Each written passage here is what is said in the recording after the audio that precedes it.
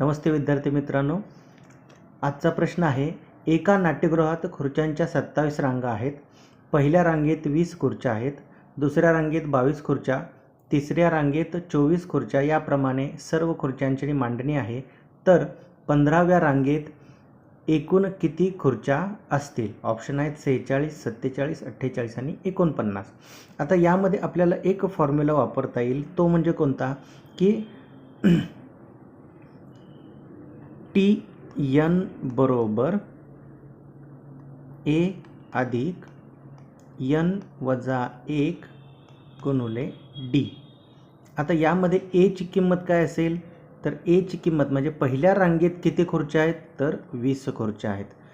त्यानंतर N म्हणजे काय घेता येईल आपल्याला? N म्हणजे किती? 15 खुर्च्या, म्हणजे 15व्या रांगेत किती खुर्च्या आहेत? आणि D काय घेता येईल? तर D म्हणजे प्रत्येक रांगेत, म्हणजे पहिल्या रांगेत किती आहेत? 20 खुर्च्या आहेत, दुसऱ्या रांगेत 22 खुर्च्या आहेत. तर यामधला जो डिफरन्स आहे तो किती आहे? 2 आहे. म्हणजे आपल्याला इथे व्हॅल्यू ठेवता येतील 20 अधिक N किती आहे?